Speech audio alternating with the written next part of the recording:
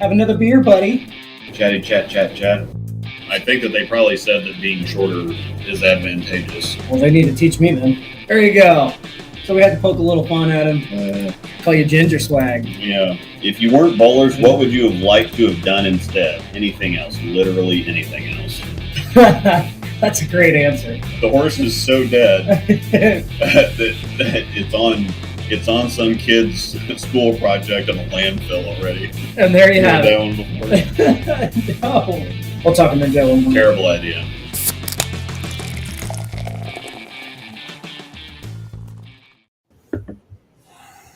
What up?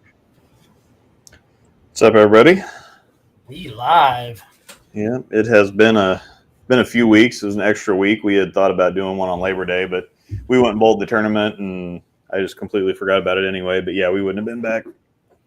Wouldn't have been back in time for show anyway. So plus there was nothing to talk about. So, There still really isn't. yeah, that's right. Yeah, we still have nothing to talk about, but we're going to attempt to do something. So, But the show must go on. yeah, Must go on. I'm gonna get used to these new lights, man. They're bright. yeah. I mean, I'm used to the ones on our set there at the house, but Yeah. these are a little on the bright side. Hopefully, I'm not bleeding through the camera to everybody, and it's not too bright. You said it looks okay on your end, so Yeah, it looks fine. cool.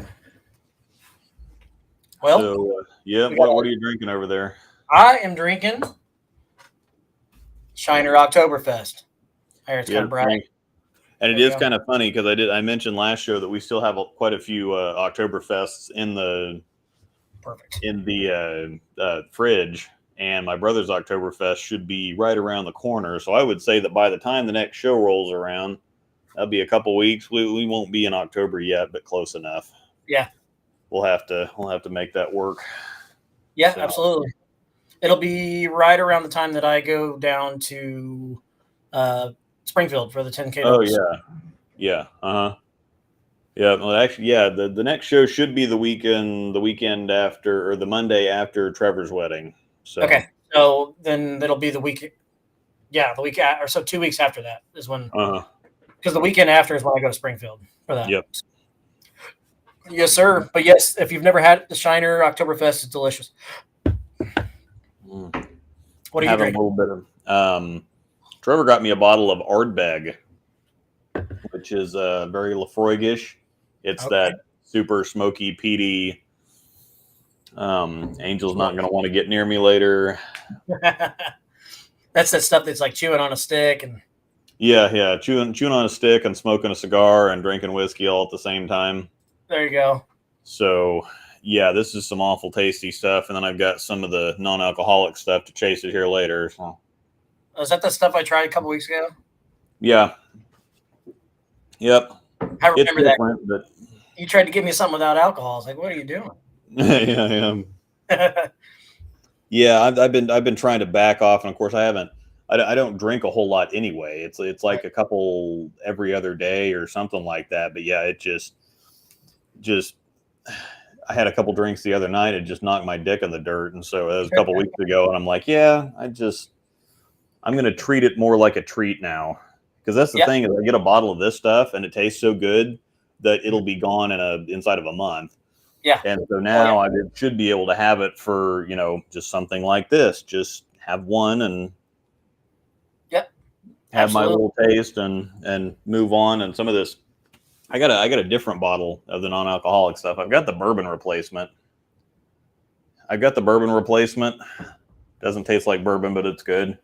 And then I got something called Spirit of Milano. It tastes like a blood orange, cinnamon clove, whatever else. And again, it's I don't know. Well, Okay. it's a bowling show, but yeah, whatever. It's a bowling show It with tastes good. a couple of drinkers.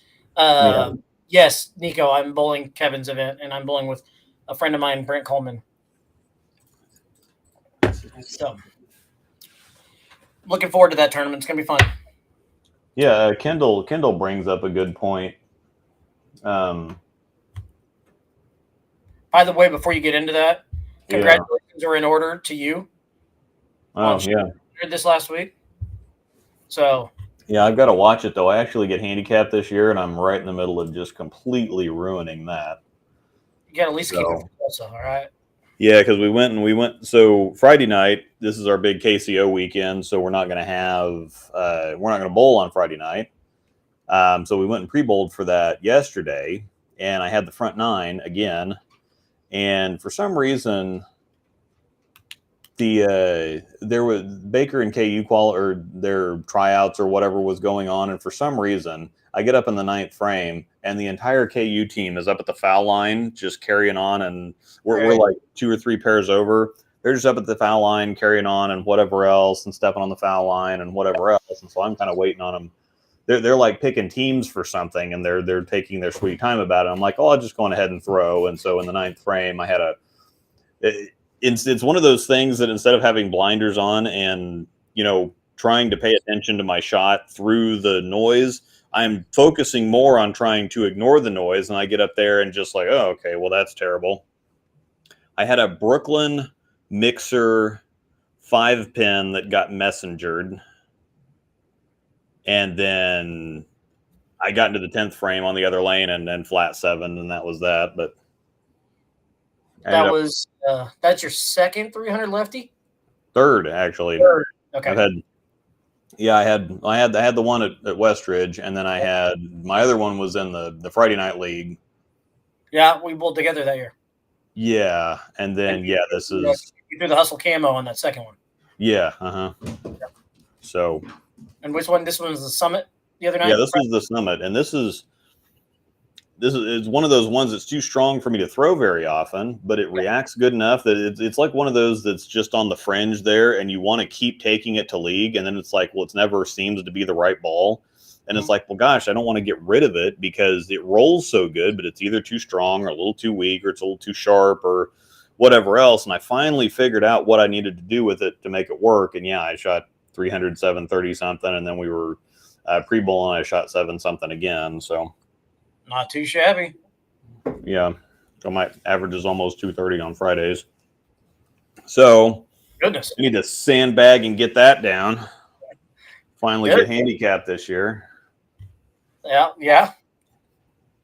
Anyway, sorry. Before we had to go, I had to at least tell you congrats on that. Nice. Good stuff. Appreciate it. No problem. Go ahead. We're going to talk about Kendall's point there. No, I was going to say we were thinking about AJ Johnson, who won the Lucky Larson Masters overseas. Yep. And you had, I think that we're kind of on the same wavelength where it's like, well, it's not a PBA title. It's kind of one of those extra tournaments. Like they always had the Daido Japan Cup or whatever. They counted that as a PBA tournament too. Uh-huh. And so it's then, they have the US Open and Masters, which aren't technically which are USBC tournaments, but they're big tournaments, and so they count those as PBA titles and majors even. But it doesn't quite. I think your point was it doesn't quite feel the same when the whole of the PBA field isn't there, or the whole of the PBA membership isn't there. Yeah, no, 100%.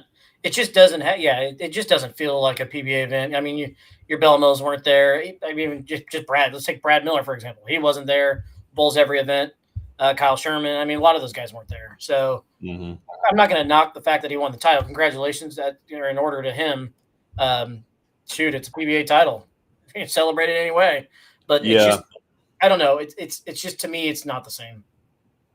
Yeah, it is a little different. They do have plenty of competition overseas, and he beat Jesper to win the title. And Kyle Troop was there. Chris Barnes and Ryan Barnes were there. And I think Daniel McEwen and Verity Crawley and some of them bowled it. And so it was definitely a stacked tournament. And it's one of those things where everybody, it's kind of like Denver winning the NBA title this year. Well, they had the easiest road to the finals. It's like, well, all you can do is beat who they put in front of you. And if people don't show up, that's on them. I don't give a damn. So it does feel a little different to not have it televised or see it or not have the regular PBA thing going on. But he beat a bunch of players, and winning's winning. So yeah, it don't matter who it is, but yeah, if they're going to get this happens a lot on the regional tour too. There's a lot of regional players that have titles simply because nobody showed up to the tournament. Yeah. And then, you can debate it all day long. It's like, I don't know, I beat everybody that was there. What else am I supposed to do? Am I supposed to go call these people and drag them to the bowling center so that I can beat them, so that I can say I really earned that title? Yeah, like AJ, he did his job. So no But- knock. I don't like that they slap PBA titles on those events. Make those events kind of special in their own way.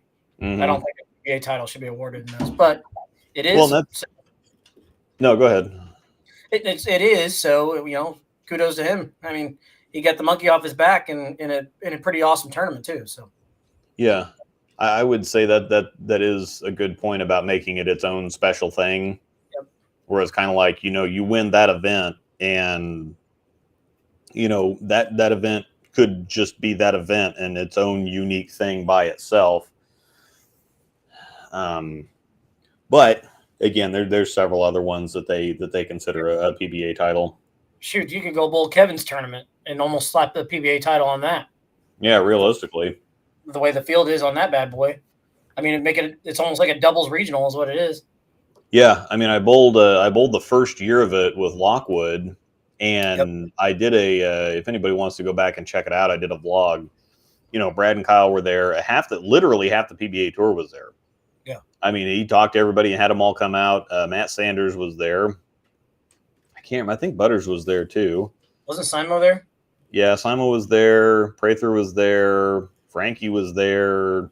I mean, if you think of a pro, aside from like Belmo and Troop and Svensson, I mean, if you can think of a pro, they were probably there.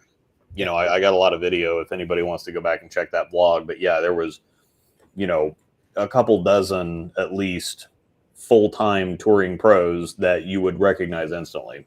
It was a neat little vlog. So yes, check it out if you have not seen that one. Mm-hmm. Yeah, it's that's like that one, and then a couple other tournaments that are like that. That I mean, realistically, you could slap a PBA title onto it, but I just like events being their own thing and the tour being the tour. Mm-hmm. So I might be in the minority on that, but that's just my take on it. And damn it, that's how I'm going to say it. Mm-hmm. But what's your feeling on that? You kind of feel the same way, right? Yeah, I kind of feel this. And again, I'm in the middle on most things because I can see points from both sides. It's like the string pin thing. Like I can understand the points from both sides. But personally, I'd bowl league on them, but I'm not going to bowl anything for any kind of money on them. I'd bowl if it's our Friday night drinking league, who cares? Yep. But it's just going to be different for people. Packy did put up a video on that, by the way, if y'all want to go check that out. Him and Ryan Barnes bowled on him. And I don't know, I'm kind of surprised that people aren't rooting for him because Packy beat Ryan like 180 something to 170 or 160. These two-handers with all this power on these string pins that just aren't flying around for him. And, people are saying, well, they're never going to react like free fall pins. It's like, well, twisters don't act like wood pins. No. And do we really want them is acting like free fall pins just because it's what you're used to? Is that like necessarily better? Do you want to see two-handers and big rev rates throwing pins all over the place and big messengers and rolling 2 pins and tripping 4 pins and whatever else? I mean, do you really want to see? I think it's going to be interesting once people actually bowl on some string pins and see the power players start to struggle. They're going to be all of a sudden they're going to be the old school bowlers that I remember when I bowled with urethane and they used a mop and a bug sprayer. And it's like, well, this is kind of going back to that as far as scores go, if you want to. Just saying, though. But I'd still would like to bowl on them just once. Yeah, I'm interested. Because they've got them at Wichita State. Obviously, in our area they have them at we talked about that. Wamego, thank you. Yeah, they got them in Wamego. I think that's the closest to us that they actually have them. All right, something in my eye. I think as far as we know it. I've heard rumors that there's another center in Kansas City that's going to put them in. Mm-hmm. I won't put that out on blast right now, but I have heard rumors about it. We can talk about it off stream. Yeah, and we'll see. And I think some of these they're going to be forced into doing it just because they're running out of mechanics. Like Aaron's at the Den would be kind of cool if they put him in there. Yes, that would actually be okay because that is a practice facility and that would be, I mean, that'd be a great test for people in the area. Yep. Because they very rarely have tournament. We had tournament overflow in there before, but it's like going to your own little mini tournament within the regular tournament. Yeah. I think we did it on a Thanksgiving or something when they were just absolutely packed. And it's like, yeah, let's just use the Den too. Totally different experience in the Den, which is fine. But yeah, it's like, okay, we're going to go in the Den and it's going to be really weird. The pattern's the shot feels completely different because they're practice party lanes. They don't get bowled on for regular league. But yeah, that would be very interesting to put them in there. And then that way other proprietors can come in and check them out and they have birthday parties in there and make their life a whole lot easier. It's a practice facility for Avila College. We're going to be there on Friday night for our, annual Den stream for the KCO. So I'll go ahead and put that word out there right now. We'll be streaming at 7:00, I believe, on Friday night. We have a bunch of people coming from all over the country. And so we're going to have our big giant mega stream again. So somebody in the comments name is Lil Hawes. I love it. That would be you, Lil Hawes. I like that name. But yes, check out the Den stream. They do have some fun in there. So I won't be able to make it this year, but yeah. I'll definitely watch. All right, I'm gonna catch up with the comments here. Do it. Are you still drinking the Kool-Aid straight from the pitcher for the blackout? Yes, and most of the staffers are actually, and that's something that you can tell. And once these get out in the wild, it'll be actually next. So a week and a half, they'll come out. For those that like the dark code and infinite, it's really close to that. But if you didn't like the dark code or infinite, it's far enough away that it adjusts the things that needed adjusting. And so I think that you'll like it either way. Yeah. It's big length, big shape. It's the sexy ball motion everybody likes. It's been a little too strong it's been just too strong, too flippy for me to throw. I tried to throw it. Now, if I get another situation where I bowl on it, that's the thing is some of these balls I throw on chromium and they look great. And I get back on the house shot. And I'm like, oh, well, okay, damn. But yeah, I still think it's fantastic. So I wish I got to throw mine more. I know. I'm going to have to break down and get one. Mm-hmm. Well, I really want to get one for the wife, but I kind of want one too. So yeah, because she likes stuff that's shaped like that anyway. It's like a dark code / code red, a beefier code red that actually shapes. So yeah, it's something that's going to have that same look for her, but actually like punches. Yeah. So I think it'd be great for her, especially. Everything I've seen of people throwing them, they look fantastic. Mm-hmm. I haven't heard a bad word about him yet. All the review videos have liked him, even the unaffiliated parties. It just looks really good for everybody so far. So it looks like kind of a home run. Yeah, no, they struck gold on this one. So I'll give them credit on that. They're gonna sell the crap out of those. Yeah.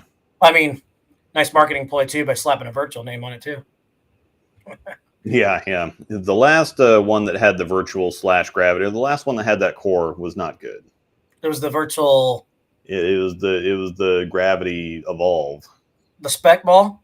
Yeah. That ball's awful. It was like a rolling turd.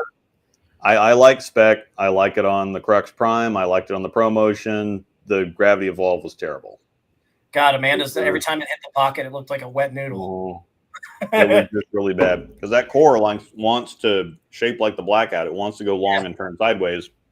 That cover absolutely does not want to go long and turn sideways. And so that was just, I have no idea how that I don't know how that ever got released.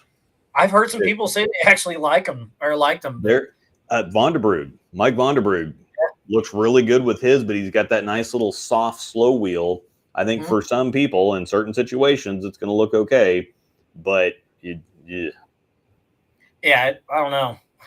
I finally told don't ever throw that damn thing again. It looked awful. I mean, she could hit the hole with it. It hit like a wet noodle every single time it hit the pocket. Yeah. And she needs a little bit of bump, ball shape wise, to help her get it through the pins right. But yeah.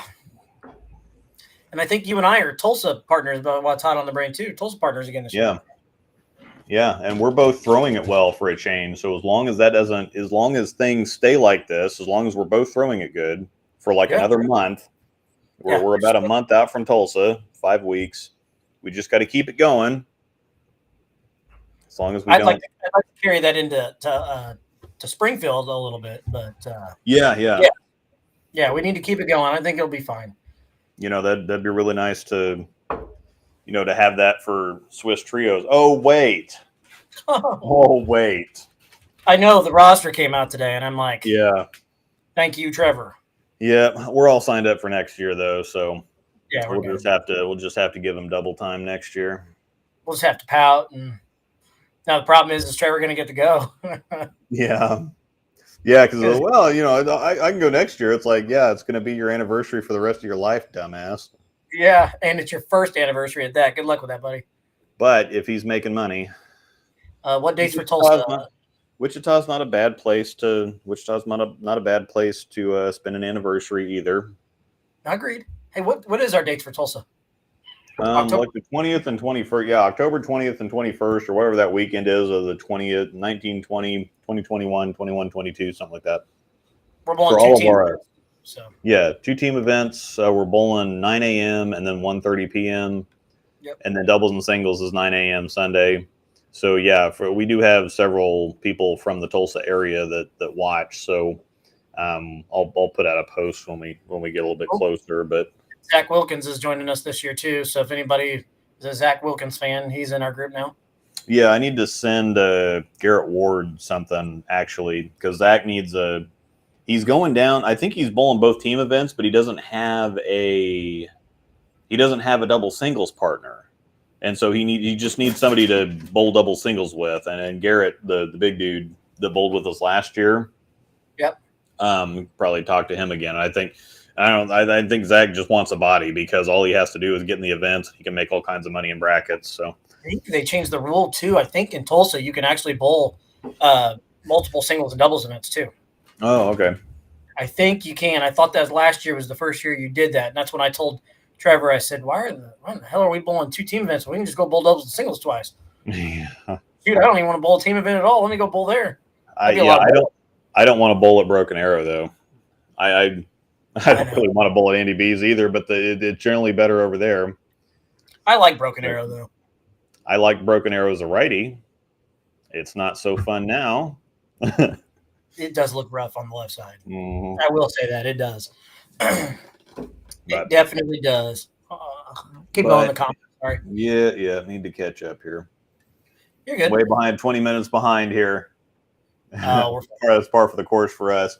Also, peep the hoodie. This is one of the colors of our hoodies. So does that one have the little collar or the little flower on it? No, that one doesn't have the flower on it. Oh, yeah, it does. It's got the I just had to figure out where it's at and what's backwards here. Yeah, it's got the Cool Wick logo on there, the little flame thing. So yeah, and they're comfy hoodies without being heavy. I was expecting just one of those typical, okay, this is just one of those, they print something on it and it's just super heavy, woolly, whatever else.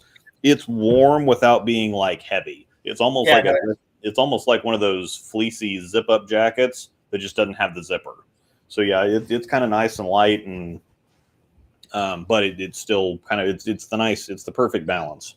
Yeah, when I was working with her on it, and she said, "Well, do you guys want to do hoodies?" And I'm like, "Sure, why not?" I mean, I love a good hoodie, so yeah, I enjoy bowling. I'll bowl in a hoodie if I can. If it's nice and chilly outside and the center's like ice cold, I'll bowl in a hoodie all day. So yeah, I guess the guys over 40 aren't supposed to wear hoodies, but I didn't start wearing hoodies until I was over 40. So why can't guys over 40 wear hoodies? I have no idea. Well, I'm not there Apparently it's yet. the rule. I can wear some damn hoodies. Yeah, I need to get some of those New Balance shoes. You're also not supposed to wear white after Labor Day or something like that too. I don't know. Yeah. Is it before or after?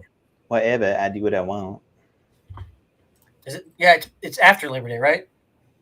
I have no idea. I don't know. I mean, it is after Labor Day now, but I don't know what the rules are. I mean, I'm not wearing white, so Yeah, not very often I wear a nice pair of white pants. I don't know.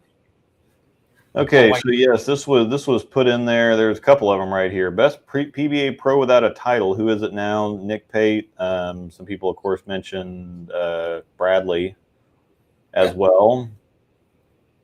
Aside from Pate and Brad, I can't think of anybody that's really been around long enough to.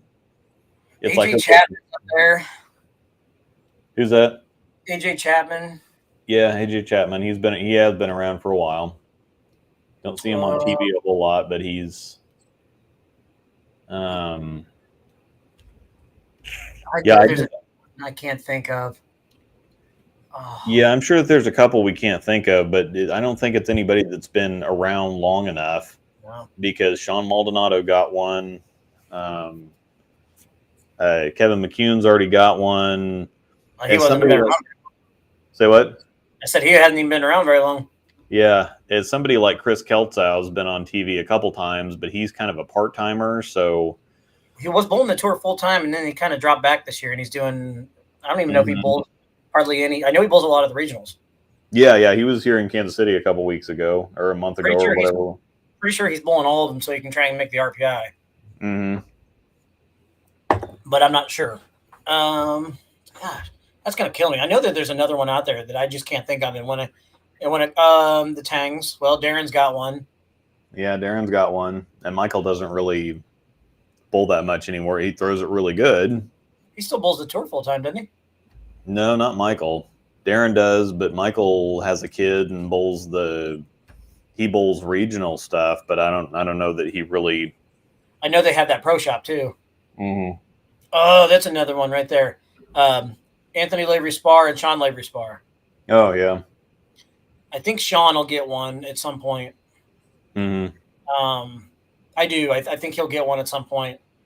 Anthony, I like Anthony too. I do like Anthony a lot. Especially now that he's over on the Brunswick stuff and not throwing swag by himself. That helps. Yeah. All right. Yeah, we kind of talked about this. I'm seeing people on social media say AJ's win doesn't count because it was in Sweden. It counts. Whether or not you feel it should be a PBA title is a different story, but it. And the PBA's already recognized it on social media too, so it is a PBA title. He is now officially no longer has to bowl the TQRs for the tournament champions.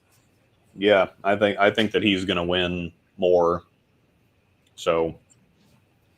No, I think he'll win another one. I think he'll now win one like on Fox or one of the regular tour events. I think he will win. Yes. Yeah. Because now he's got pressure off his back. Sometimes it just felt like he always got too amped up on TV, and just rode the high too much instead of just staying level-headed. Mm-hmm. Remember the Barnes?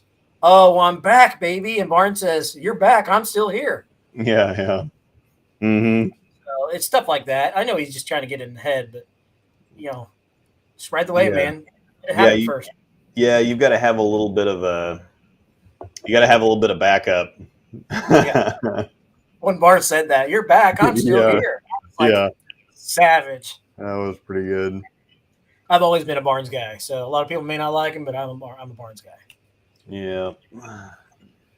Bowled 255 on a 170 average the first day of league. Now people are calling me a sandbagger. Yeah, people are stupid, especially Sounds like bowlers. Me. I'm only not anybody watching the show, but other bowlers are stupid. Well, it sounds like me at Gage on Tuesday nights. I'm only averaging 190. I can't put 10 back in that place to save my life. I'm telling you, I 10 pin over and over and over and over again in that place, and I will ball change. I'll change shells. I'll do it. It's miserable. Yeah. And not to mention the last few weeks, we've only bowled 4 weeks. The approaches, you know the story, how the approaches get in that place, especially when it's been as hot as it has been. Yeah. Oh God, awful. It's like walking on the ground. You can feel your feet sticking like you're stepping in pop. Mm-hmm. Yeah, it's been terrible. Nobody's scoring. Nobody. Yeah. No slide gang. Johnny's only averaging 190 there. I'm telling you, it's like impossible. Yeah. Right now. Yeah. So yeah, they don't need string pins. God, imagine string pins at Gage. You'd never Oh, strike. Oh God. Go back to the good old days when averaging 200 was a big deal. Well, it's going to feel like it this year when I get to it. Yeah. If I do. Yeah. If the Summit was a flavor of Kool-Aid, how red would it be? Ooh, good question. Mm, That's a really good question. blood red. There you go. Yeah, it's just not coming out of the bag anymore, and I've got to order a bunch more now. Get a case. Mm-hmm. All right, what do I go with next? Summer lager or IPA? Oh, I think an IPA sounds good. Okay. Finish off with the summer lager. Yep, I've still got a handful of those bottles up there, and we do have some interesting stuff inbound. Jonathan Tiffany's sending us a care package, and then you said the Paul Burnett's got us some stuff, so Yep. We'll have some brews for the. Speaking of Jonathan Tiffany, he just said IPA right there, and look, I got a buddy for you. Not to mention you have a fantastic name. Mm-hmm. Also, speaking of Jonathan Tiffany, I still haven't sent ball cups out, so we're going to get on that in the next couple days and hopefully get those out that we've been giving away. So before we get buried, I've caught up on my shirts. So, well, one, anyways. IPA, yeah, that's the one we went with, boys. Definitely the IPA. I'd love to see Mookie Betts win a PBA title. That'd be pretty cool. I don't know if he's going to. So, yeah, probably not. I'll let you keep catching up on the comments. Sorry. Yep. Bowling Kevin's event in Springfield, and do you have a partner? Yeah, Jonathan's got a partner. I'm probably a couple of years out from realistically, assuming I continue to progress at all.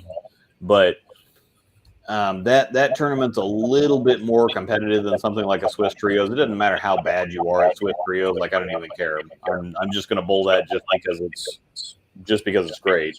Something Still like, don't get me wrong. yeah, something like the Springfield doubles is a little different story. That's a little bit more competitive. You don't really go to that one just for the experience. I mean, it's $250 just to bowl one squad. Yeah. So there is that. It's a little rich. I am going to bowl on Friday night too, so. Mm-hmm. So you can catch me on Inside Bowling that weekend if you want. I'm bowling ace. Yeah, I'll have to watch that. Pop down into I'm getting a little feedback. Just pop down into your settings and do the echo cancellation on the audio. I thought I did. Maybe not. Yeah, it might have reverted. This thing does weird. Are you good now? Let me see. Nope. How about now? Okay. We're good? Yeah, it should be. Okay. Yeah, no, it's good. It was good. Was getting a little bit of feedback. So the weird thing is the echo cancellation was on. Yeah. So I turned it off and then turned it back on, and it worked. So whatever. Hey, CG with $3 for congratulations in there. Yeah. Another. Simo made it into the top 10 in every PBA tournament this season because he also finished in the top 10 of that tournament, apparently. What a stud. So that's a hell of a season. All right. Scarred Prince, Max Costa, that has that does our breakdown pair Mall cups stuff here. We do need to give one of those away tonight too, don't we? I need to catch up with the other ones. About to forget who they're supposed to go to. We can go back and figure it out. We do it at the end of each show. So,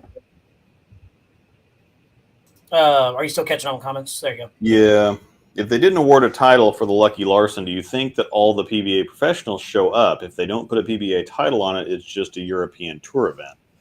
I say they show Possibly. up. I think that I agree. I think they still show up because it's a big tournament, and anytime there's a chance to win some money, the players are going to show up. Yep. I don't think. I mean, the title sweetens the pot a little bit, but Well, yeah, it definitely will. But once again, it's still a prestigious tournament, still money to be made, and you also get to go to Europe to bowl too. I mean, it's kind of so. Yeah, I 100% think they would. This is a point here. A lot of these guys bowled the tournament in Sweden before it was a title. They just seem to like the tournament. So yeah, it's been a bigger title over there for a long time. So there are several tournaments that they'll Larson, right? Say what? Is it Martin Larson that puts it on? Yeah. That's what I thought. So yeah, and that's a buddy of all theirs too. So of course they're going to go support the event too. So yeah.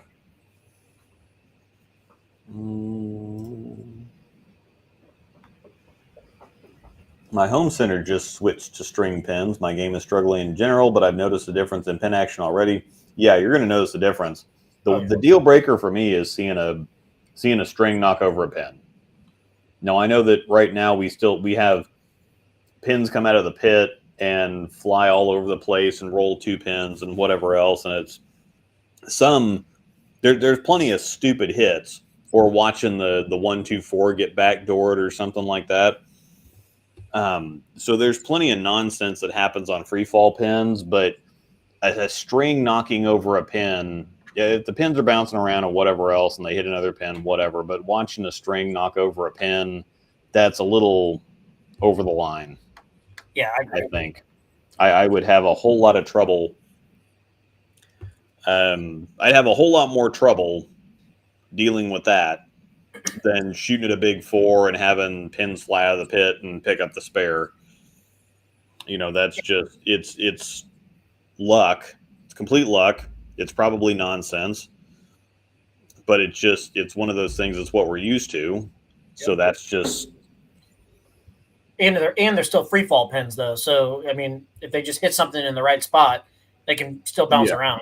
I mean, I've seen a bullet ball fly off the deck, hit the back curtain, not touch the pit, and still come back onto the deck to make a spare. I've seen that happen. Yeah, James had that happen in the BJ at Nationals. He left a 9-pin and he whiffed the 9-pin, but the ball hit the curtain and bounced back on the lane, and the sweep, it just sat there, and the sweep ended up getting rid of it. Now that would have been a dead ball. I don't know why pins that go off the lane aren't dead pins, but that's too hard to regulate. You can't even get people to pay attention to whether the rack knocked the pins down or whether they fell down or, I didn't foul or whatever else. So trying to mess with pins. Well, did that pin actually bounce in the pit? Did it actually, hit the flat gutter before it hit the wall and came out and took out the 10-pin or whatever? See, I think it should count as a spare. If it didn't touch the pit, it should still be in play. Well, and see, that's the thing. But if a ball goes off the lane, it can't come back and play, and it doesn't count. Right. But if a pin goes off the lane, it can still do whatever and count. So absolutely, yeah. I don't know. That'd be too hard to regulate. Sorry. Yeah, they talked about Packy and Ryan. Since Bolero owns the PBA, I can't imagine string pin making appearance in the skills challenge. I can imagine string pin. That would be something. I mean, the amount of Bolero centers that don't have string pins or that won't get string pins within the next 5 or 10 years, it's going to be fairly low. It might be a thing.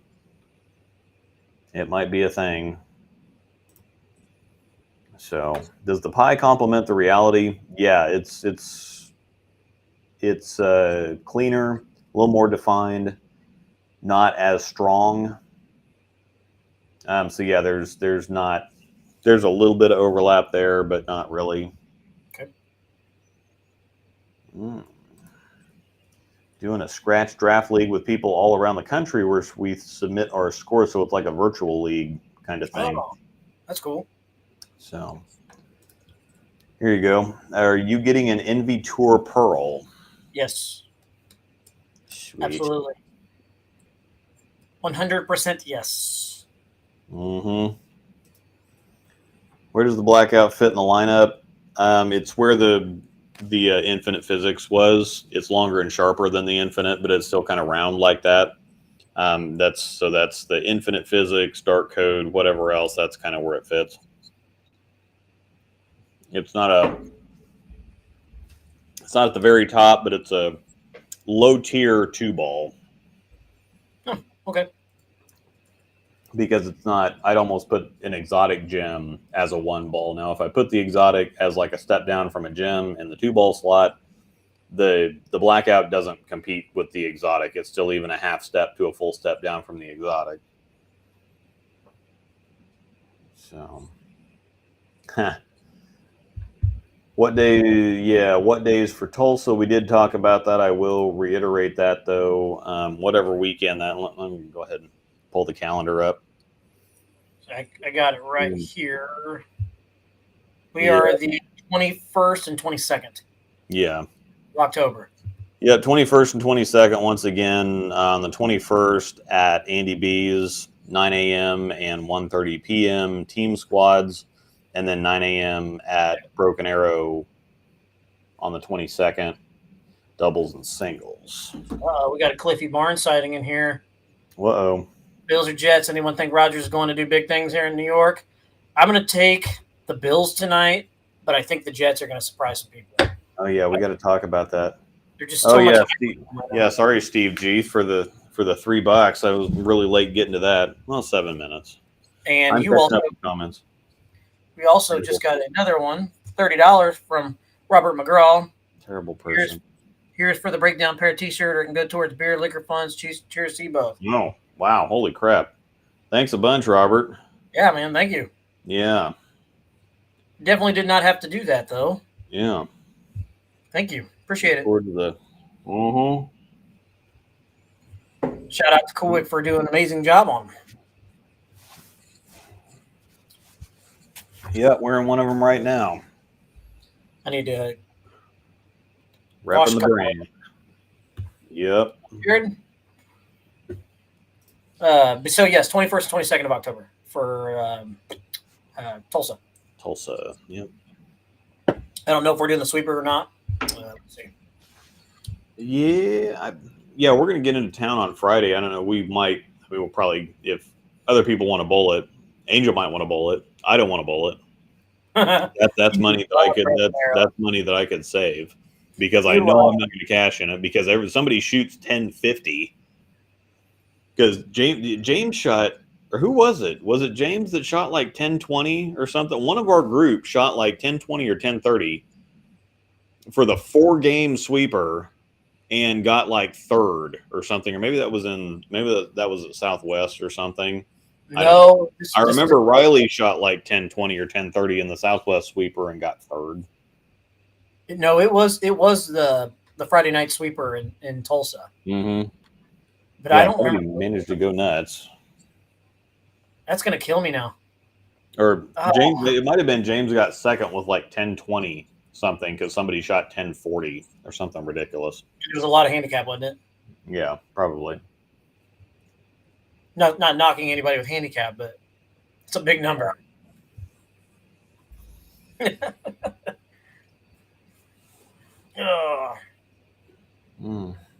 What's up? Jared Freed's in here too. We will have a Thursday night. We will have a recap for the Scratch Draft League. James very nearly called it. The Ottawa kids beat us up. James thought it was going to be 22-10, one way or the other, and yeah, they took 21. It was 21-11. Yeah, what they got from us, and it was pretty close. Jared beat me by 10 the first game and the last game, and then they won total by 10. So it could have swung either. Of course, that's what happened to us the first week against Rob and Caitlin. Like if James doesn't shoot 825, we get like 5 points instead of 20. So it happens. It's a long season. Yes, it is. Congrats to Jared Freed also. He shot 300 over the weekend. Yesterday, to be exact. Oh, yeah, that's right. Shout out to him for that as well. After shooting 300 and we shot 790. I can't remember if he shot 300 with 790 or not, but Oh well. Don't know. Saw pictures of a Lucky Larson storm ball. Any idea? Nope. No idea. I didn't see anything on it. Didn't see anything. Sun Sunday on Youth Sport Tourney. First pair bowled on has no oil. Game 4 bowls front 11 for 296. After 6 games, he makes the 2 seed for elimination. Loses to the 31 seed, 234 to 221. Yeah, that's rough. Yeah, that's rough. Still good ball. I don't pay much attention to seeding in a something like that. You would think that the higher seed has the better look on the lanes, but you go into a single game format, and if you pay any attention to that, that's just setting you up. That's just one of those famous last words thing. It is. Agreed. Angel and I are catching up on MasterChef, and we've caught on to what this editor does. Anytime he puts something at the beginning of the show, and somebody says, "I feel really confident about my dish," and I'm absolutely going to make it through to the next round. And it's kind of, well, okay, they're gone. Yeah. So, famous last words. Any reason that we never get an ASIM Belmo ball? Belmo doesn't throw a whole lot of ASIMs because when you won't have all that speed and power and revs, you don't need any extra help out of stuff. And so he normally throws medium strength to weakish symmetric stuff. Yeah. I can't really see any kind of ASIM, anything that he would throw very often at all. I mean, he shot 300 on TV with a critical theory, but it didn't really act like an ASIM. That'd be like if he threw a Nova or something. It doesn't really act like an ASIM. So yes, Jared, it does show Coolwick that's got it on the flower on the front pocket. Mm-hmm. It does not actually say Coolwick though. It's got just a flower on the front pocket right there. Yeah, this little flame, their little flame logo. Flame, thank you. Yeah, it's got their little flame logo on it, but it does not say Coolwick. It's got this. Oh, that one right there. Yeah, it does not actually say Coolwick anywhere on there. So, just the logo. Fun fact. Yep. All right, we are caught up on comments. Cool. So, what else? Yeah. I guess we can get into the PDW thing too. Yeah, because there's a couple layers to that. There is. You would think that somebody that's won 5 U.S. Opens, the most of anybody in history, would just have an automatic invite every year, kind of like a Tournament of Champions type thing. Yep. Of course, I don't know. I can't. I thought that there was some kind of qualifications for the Tournament of Champions, because I remember when Bob Benoit said that they had the 50th anniversary, they were going to invite anybody that had ever won a tournament. I don't know if it's like a recency thing or whatever, but they do have some qualifications for people to meet. And, you would just think, okay, Pete Weber, whatever else, whether he meets the qualifications or not, if you say you want to bowl, you get to bowl. But apparently he's got some outstanding fines or something like that. He's not in good standing with USBC. And there's, you have to have won a tournament in the last however many years or something like that. There's some qualifications. Right. But again, he's not in good standing with USBC. And so it was explained that, it's like, well, I mean, sure, but we sent him letters, we talked to him, he hasn't paid these fines, and so sorry. So that's, I'd like to see people in the US Open, but hey, whatever. Mm-hmm. I mean, he, like Jared said in the comments, he literally is the US Open. Yeah. Watching that guy to do the things that he's done in that tournament specifically, which is, in my opinion, is probably the hardest tournament to bowl, is pretty remarkable. I mean, think about it. 5 times. 5 times. That's a lot. Yeah, especially they have it once a year, and people's primes are, I don't know, 10, 15 years, maybe a little bit longer in bowling than a little bit longer in bowling and golf than most other sports. And have how many people bowl that tournament, and you manage to come out on top 5 times out of, he's probably bowled it 30 times, but you got to think, Probably. Sometimes you're not sharp. Sometimes with the format, somebody just bulldozes you one year. You've got to factor luck into the mix. Yeah. And to have somebody be that dominant to make it on TV that many times and win that many times, it's just mathematically unreal. It just, with the amount of chance that's involved in it to begin with, you have to bowl so much better, significantly better than everybody else to kind of cancel out the luck part of it. It's nuts. And so that's kind of I'm on the same wavelength as everybody else, is that, Pete should be able, I don't really care what kind of standing he's in. It's a worse look for USBC, even if they can say, well, he owes us fines or he owes us this or whatever else. It's like, yeah, but Pete, if Pete wants to bowl the US Open, let Pete bowl the US Open. Yeah. That's one of those, I don't really care what he's done wrong or what kind of standing he's in. This kind of overrules that. Agreed. Strike to claim it. Strike to claim it. Mm-hmm. Yeah, he's but I can understand both sides of the fence there on that too. But yeah, I mean, I said it already, but he is the US Open. Hopefully they get it figured out and he gets the bowl. So yeah, I don't think he will probably end up bowling. Probably not. I think they've already kind of said that, but whatever. I mean, he made it clear back when he retired that he was done bowling with the kids. I'm surprised he even wants to consider it. So yeah, but it might just be one of those nostalgic things. And every time I see a clip of him bowling, he's still throwing it really good. He is. How good he throws it for 60, whatever. He's definitely lost some ball speed. Mm-hmm. You can see it. You can clearly see he's lost some ball speed, and rev rate obviously. But no, he still throws it damn good. Yeah, I could watch that dude throw a bowling ball all day. Yeah. I mean, it's just unrealistic how good he still throws it. Fair. That's fair.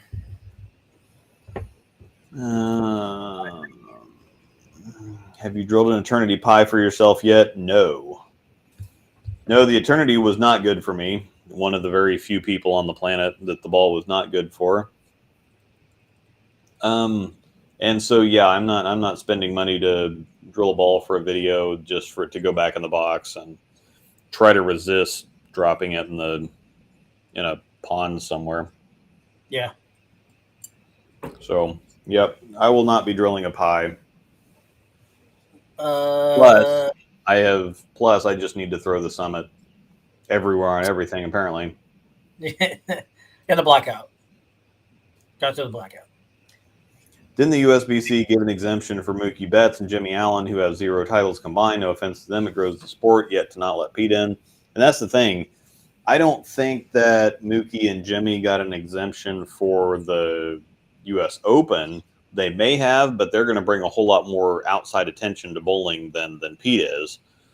And, Pete's on the tail end of things, and if he's not in good standing, they got in before he kind of took care of things, but I thought that was the Masters. Yeah, I don't think that was the Open. The Masters is prestigious, but the Open is like the big one. Oh, that's the one everybody wants to win. Yeah. Okay. The Open's the granddaddy of them all, in my opinion. Mm-hmm. Always have been, or always has been, always will be. I mean, the Masters, the format is just really freaking cool. I love the format of the Masters, but it's still not the US Open. Yeah, I mean, this is tough, but again, they're letting these guys in for the draw factor. But again, I mean, I don't blame them. Yeah, but if you don't show any of this stuff on TV, if people don't get to see Mookie and Jimmy bowling, who cares? It might bring more people locally, but that's not going to help any kind of anything. And if it's like, Agreed with okay, Mookie and Jimmy are bowling, they didn't make TV.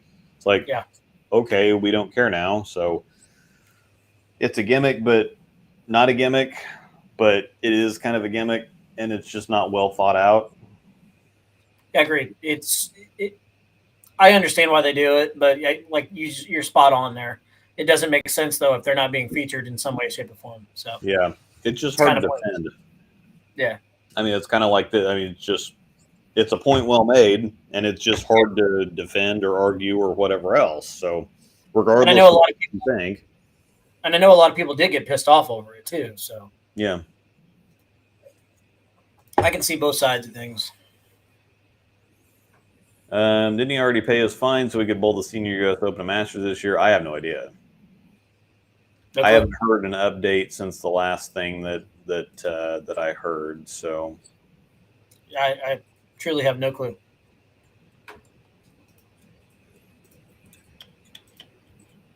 Do we catch up? We good? Yep, yeah, we're fairly caught up here. Weber's not fun to cross with. He's kind of a jackwagon. But yes, this is one of those things that he sucks to bowl with. But when he's not bowling, he's just one of the nicest guys out there. Super approachable. You can go up and talk to him about anything. Yeah, he's just a super cool. But when he's bowling, he's in his element and he's trying to win, and you just need to get out the way. It's kind of like Carolyn Doran Ballard. I imagine that she's not a whole lot of fun to bowl with because when she's bowling, it's just I am doing this, get out of my way. But then off the lane, she's just hang out, cool, whatever. You can talk to her, and she was on whatever that podcast is with the guys from Jersey. Oh, well, sweep the rack. Yeah. She was on with them a couple months ago. It's probably been like 6 months by now, but yeah, I watched that. She was really cool on that. So yeah, she was going back and forth with him on Twitter about something. And he's like, "Hey, just come on the show and we'll talk about it." And she's like, "Well, I think I will." And so they got on the show, and it was fun and it was great. And she's awesome. So, but she is pretty awesome. Just stay out of her way when it comes to bowling. And I can't agree. Pete is pretty freaking awesome off the lanes. So yeah, he really is actually not a complete jackass that people make him out to be sometimes. Yes, like you said, when he's bowling, he can be, but just normal life, he's pretty cool. Yep. All right. Jackwagon. Yeah. Good jackwagon. Jackass. You will miss this putt. Mm-hmm. I wish they'd make another one. So, we finished our topics. I mean, obviously, we can talk football. We can say that for the end. Yeah. I don't know. There's just nothing going on. I tried to drum up something today, and there's just nothing going on. So I'm not worried about it, but we're here to hang out. So fire some questions away. If you got questions, we got answers. Yeah, we've again, we're a few weeks into the league season. The scratch league is going okay. It's going pretty good for your team anyway. No. I'm bowling good. Yeah. Not after last week. I'm bowling okay. No, we only got like 10 again last week. 2 weeks in a row. Yeah. We're in good shape. We started like 44 and 20 something, and we got 10 points. So we're still above 500, which is fine. We got Murderers Row at the end of the year, though. We have like the top 5 teams in the league that we're gonna bowl, including you guys. We got. Here's the kicker, though. At the end of we're not bowling bad. Half. We're not bowling bad at all. So yeah. Russ Wilson, we bowled them 2 weeks ago, and we bowled well. I mean, I shot 730 and got 2. Yeah. And then it's just they bowled well, like flat out. They kicked our butt, and it was not like we bowled bad and they rightfully just kicked our butt. Oh, we're doing something right. Here come the spam ads. Yep. Block user on YouTube. Bye-bye. There we go. Thank you. I was working on that. But yeah, we've just had some bad luck. It really has. I don't know that Futrell and them, since we bowled last week, I don't know if they really just bowled their butts off, but they beat us. So I know Norm didn't have the best night last couple weeks. No knock on him. I'm sure he'll come back around. But yeah, his last couple weeks have been rough. Last week I had an issue getting 10 out, but it happens pair to pair in that place sometimes. Yeah, you can't really read too much. You can't really read too much into things. Just from week to week, sometimes because it's one of those things. Like if I look at our matchup last week, you know, there's plenty of things that I could have done to beat Jared. Those the first and third game, and then 10 pins. You can find 10 pins anywhere, but they could have found 10 pins anywhere too, because there was a couple things that Jared could have carried to make it even further away, because he shot 250 at me the second game. 1 and 2's a little crazy. He had a couple break loose and just some weird ball reaction, and so yeah, he could have plowed me over, but I could have easily found 10 pins, you know, because I went strike, stuff 9, strike the last game. There's 10 pins right there. Yeah, I missed a 7 pin the first game because I dropped the ball. You know, that's 10, 11 pins right there, and so it's just, you can find it, but again, he had some torpedo spinning messenger that hit that bounced off the one wall and bounced off the other wall in front of the 10. If he carries that, then that's a different story. So it's just, you can't. It's kind of hard. It's one of those don't leave it in the hands of the referees type things. You know, if it comes down and the official blows a call in the last 30 seconds of a game, and the officials cost us the game, it's like, no, there's probably a lot of things you could have done throughout the game so that bad call wouldn't have even wouldn't have even made a difference. So yes, but no. I get good old 1 and 2 this week. Did the pair hook? Yes, 699. Yes. Yeah, pretty much. And I shot 640. I didn't particularly throw the ball well.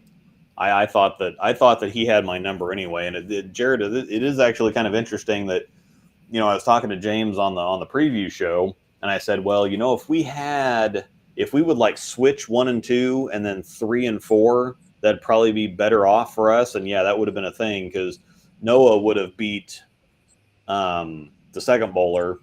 Noah only shot 550, but so did the second bowler for them. Jaden would have taken everything from Justin, and then I would have gotten James, and I would have been a wash, because I would have gotten the first game from Jerry, but he would have gotten me on total, and then James would have gotten first game, and we still would have gotten 1 and 3 points, basically. Or I think I got swept. I only had 650 Tuesday night. I got them all. Mm-hmm. So, and I don't even know if we got 10 points now that I think about it. I got them all. Crouch got. I'll have to ask him. I don't remember. I know Norm didn't get any. I don't remember what John did. John got 1 or 2. John's not bowling bad either. Baton's actually bowling pretty good. He just hasn't had any. Luck's not the best word to put it. They're just not going. Things aren't going his way right now. But he's not bowling bad. I think he's gone like 670, 680, 660, something like that, which is respectable if you shoot that every week. But it's at minimum respectable if you shoot that every. You know what I mean? Yeah. But I don't know. We had a big first week, and then ever since that first week, we just can't. We're not getting any breaks. Like, the guys are just beating the crap out of us. Yeah, not like we're bowling bad. Yeah, I actually threw it the best the first week and shot 580, and then I didn't throw it that great the next week, and I didn't throw it that great last week, but maybe I might have found something here recently. We'll see on Thursday. But this is going to be our 4th week on Thursday, and after the 5th week, we stop using last year's averages, and this year's averages take over. And I think for us, Jaden's probably going to end up being our 3 bowler, unless I pull 750 out of my ass. because he's beaten me by 20 or 30 sticks pretty well every week. Dang. And this last week she beat me by 50 because she shot 6-0 to my 580 the first week. Then she shot 700 to my 670 second week, and then she shot 680 this last week to my 640, and so she's got me by 110, 120 sticks so far. So I might end up being a leadoff bowler, especially if she keeps bowling as well as she is. If she's going to shoot 700, 680, whatever else every week, then sure, that'll work. I'm not gonna be mad at that. What's weird though is, so for example, to tell you where we're at, so like our entire team, the norm is in the 220s, above 220 plus average wise, and then you got Norm who had a really good the first week, and then the last couple of weeks they've hooked a little bit, and I think he's learning to adapt to that friction that he didn't see the first couple of weeks or the first week. Because I'm telling you, the first week we bowled, that's what I was telling you, like they were super tight front to back. They just didn't hook. Like you had to be super soft with everything, and I mean he could miss anywhere. It didn't matter, and he was striking. So the last couple of weeks, the two pairs that we've had have actually hooked. So the normal friction in Lawrence. So yeah, the first week they were not hooking much at all, and then the last couple of weeks they've been kind of normal. I think we're actually going to get to see a different end of the house because we started on 3 and 4, then we bowled on 5 and 6, and last week we bowled on 1 and 2. So I think we actually go to like 11 and 12 or something. This Thursday, which I'm happy about because that's where I shot my 300 the other night. So 11 and 12 seems like it's okay. Yeah, I hit 11 and 12 last week. Last week, that was the pair that I struggled getting 10 out, but it was like 650. I felt like I left a lot out there, and then there's not really left a lot out there. I feel like I could have had some hits go my way. I left a lot of soft sevens too. The swishing sevens that you get those. If you get those to going down at night, you're going to score. So yeah, that's all right. Hopefully, 1 and 2 is either going to be 6-0 or I'm going to shoot 720.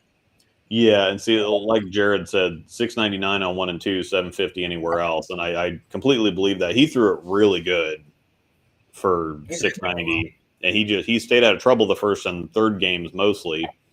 Yeah.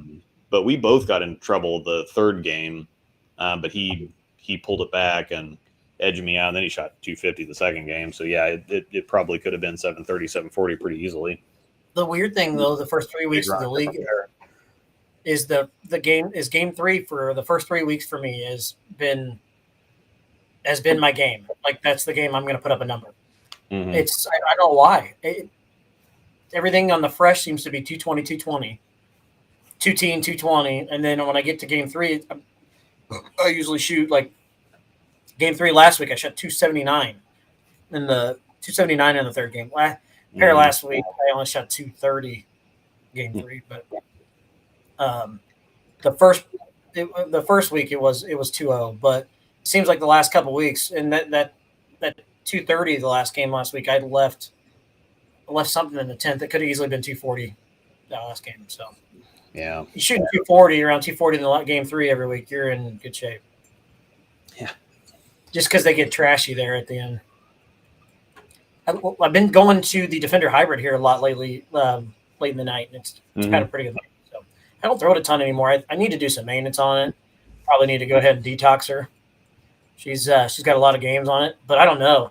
Like I said, the last few weeks when they get trashy, I pull that bad boy out and it's kind of world. Yeah, I think we're gonna try to get a detox. Cool. Because some of this stuff they're discontinuing. Speaking of what's on the screen, they're discontinuing stuff so fast now. Yeah. That if we get something we like there's some balls where I've been like, okay, well, they're going to keep making them. So if one starts slowing down, I'll just drill another one. That's not looking like the case now. I mean, if I like something, I want to keep it absolutely as long as possible. So having a detox and a resurfacing machine and whatever else is going to help prolong the life of that ball longer. Oh yeah, absolutely. So Slimy Guy says, I saw the Fate Phase 5 and Zen U on the closeout. Did Storm announce the discontinued yet? They never announced the closeouts because, number one, they don't want the staffers stocking up on a bunch of stuff. So they will tell us after it's been discontinued and is no longer available. I could see the Fate go. I mean, the Fate hadn't even been out a year yet, and it's a really good ball, so I don't understand that. Phase 5 has been out a little bit longer, and it's solid, but it's probably not. And the Zen U is not. I'm sure it's not selling. I'm sure it's not, but I'm glad that I've already got a couple stashed away. I've learned recently to kind of, if I like something, I better grab some of them. And I'm not they don't want us to stash stuff, and I'm not a super stasher, but on something like a Zen U, it's our Purple Hammer. Like, aside from the pitch black or whatever, if it's urethane, I've got to have them. I'm sorry. So I broke the, they don't want us, and I don't, it's not even like it's not like I'm Andy Klein in them. I've got two. That's not exact. They don't want people buying like a case of absolutely everything. And I don't do that, but I needed some Zen U's, especially because I was sure that they weren't selling. So I didn't Andy Klein them. That's good. That's good. Just Storm, if you're watching, he doesn't stash anything. He's just totally good. Which they have been in here with us before. Yeah. Subbed on the Patreon, got the Discord. Sweet. What do I need to do for the early release videos here on YouTube? Well, if you are on the Patreon and in the Discord, I have a channel in Discord where I also post the videos early. So you get the same thing whether you're on Patreon and Discord or on YouTube. So I share them in the Panda Pack channel, but I also have a Luke Post Videos Here private channel where I also post the early release stuff too. So make sure that you're in there. So there we go. Summer Locker. I'm about to finish off my my last little couple sips of my scotch here. And I'll get into the blowdown stuff. Once again, I am drinking Ardbeg Islay single malt Scotch whiskey, 10 years old. This is interesting because this was barreled up when I was 32. So that's kind of interesting to think about. Is some of these super old. I mean, 10 years is kind of standard for most stuff. But just thinking about, this liquid was put in a barrel 10 years ago, and now I'm drinking it. I guess I never really think about it that much, but yeah, I guess that's true. Yeah, it's kind of weird. What were you doing 10 years ago? You didn't have Ray Ray yet 10 years ago. I still had no, I didn't. I shouldn't lie. I was gonna say I still had a little bit of hair, and no, I didn't. Yeah. No, I didn't. I think the last time I remember having hair was my wedding day. I had a little bit, but it was still like widow's peak and everything else. It was. If I grew my hair out right now, like I said, I will look exactly like Dylan Burns, with just half the rev rate and ball speed. Yeah, even less than half or more than half. But yeah, my hairline would be exactly the same because we bald like in the exact same spot. Like I could grow hair right now. It just what's weird though is like the back of my head, it's so thick. Yeah, they thought my hair was really thick back there. I can grow full hair. It's just nothing up here. Yeah, you need to do like the Captain Picard or something like that. Yeah. I told Amanda to grow the Dylan Burns out, and she wouldn't let me. Yeah. She says no. Let's see. Yeah, we were fortunate enough to meet about a dozen Pro Bowlers last month. Of them were Frankie Lavoie and Sean Rash. Nice, yeah. There again, Sean Rash is another one of those that people don't like, but he's just the coolest guy ever. I mean, he is. Yeah, he's super cool. I rambled and stuttered my way through an interview with him once, and it wasn't good, but he was super chill about the whole thing. So I still think we need to have Stu on here one time. If we get Stu on here, this show will go off the rails fast. Yeah, Stu's amazing because he's got that. British people are different. Like they'll say anything, they'll talk about anything, and it's just super casual, and it's just not that big of a deal. Where Americans are like super sensitive and make big deals out of everything, and he's like, it was just an offhand comment. Who cares? Get over it. We'll have to get the beep button ready for him. Yeah. He don't care. He says what he wants to say, man. Yeah, and that's be a great guest for us sometime.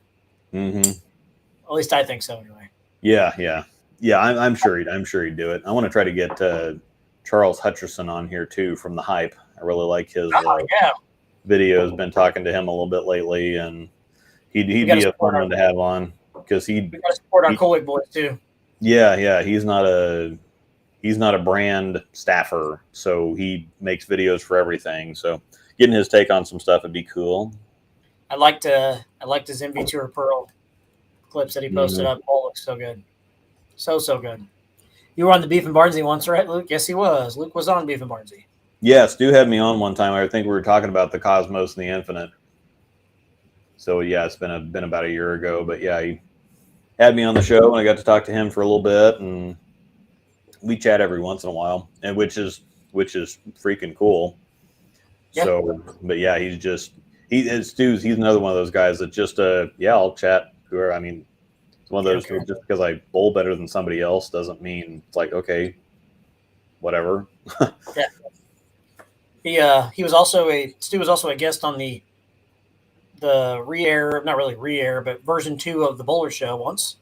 Yeah, we had him on. Yeah, it was one of the first. It was one of the first couple of weeks. It might have even been the first week because I think he got all kinds of people, and it was kind of funny because they had just gotten done with a practice session for one of the PBA tournaments, and Stu's like, "Yeah, we just got done.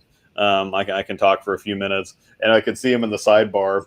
They've kept talking to me about something, and Stu's sitting there waiting and ready to go, and I can see him rolling his eyes and moving his head, and it's kind of like, yeah.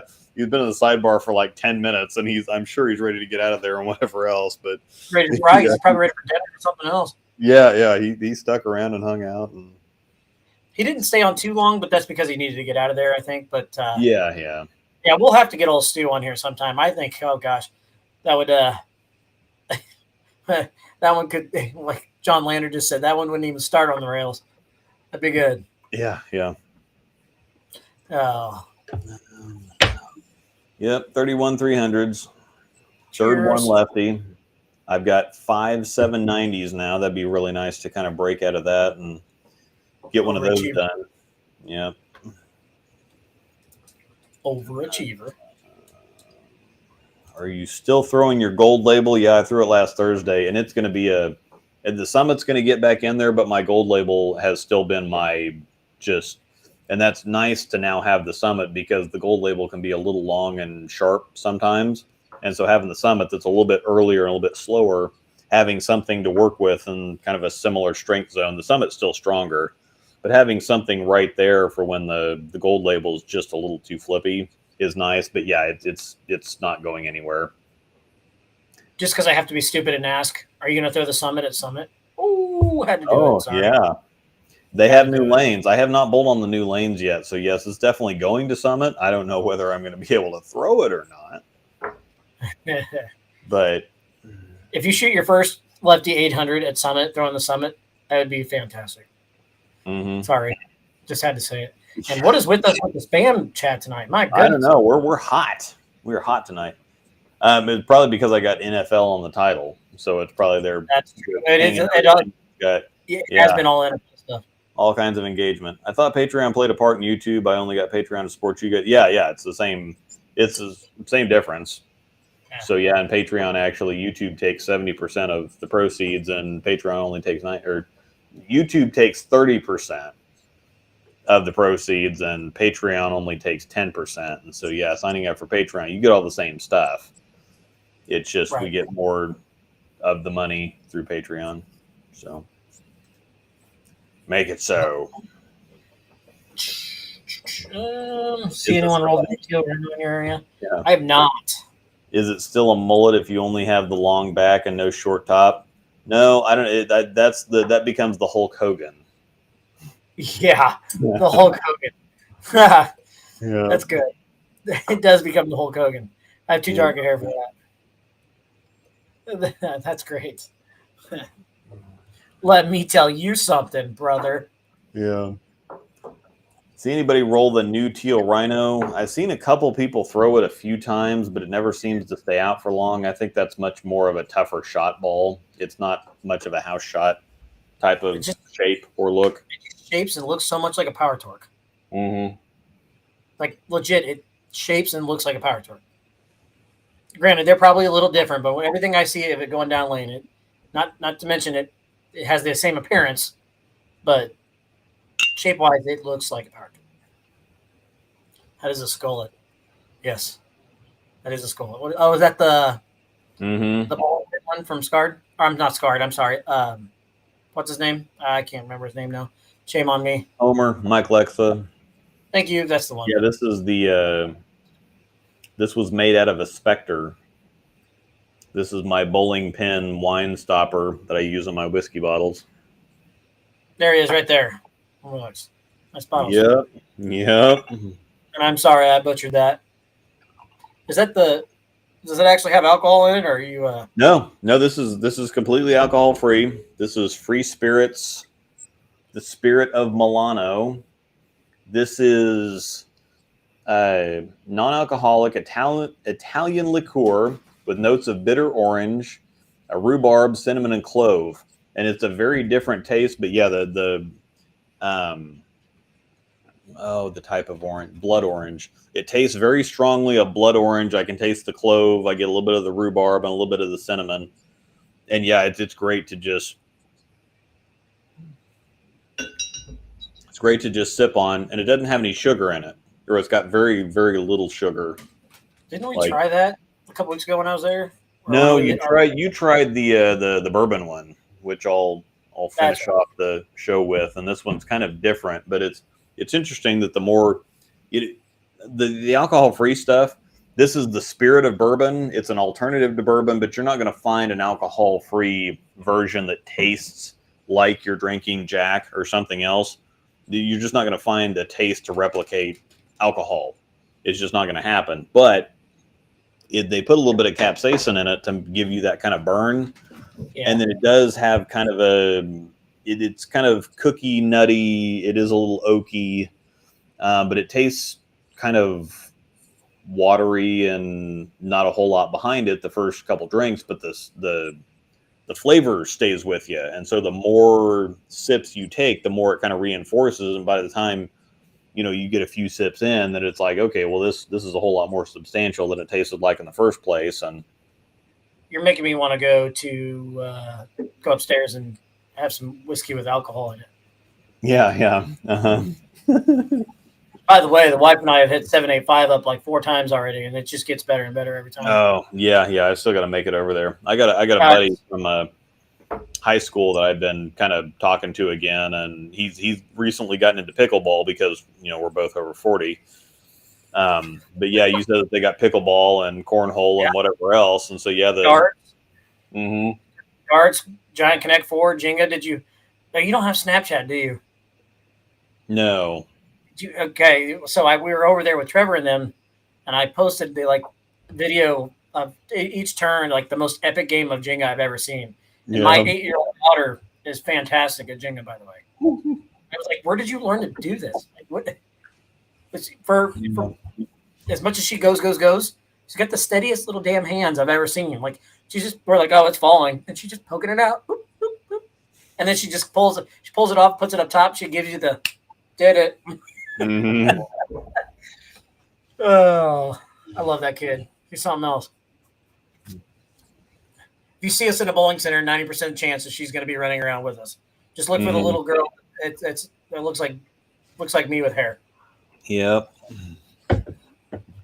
Oh gosh, she'll be in Tulsa with us. So whoever's down there, come see us in Tulsa. So yeah, absolutely.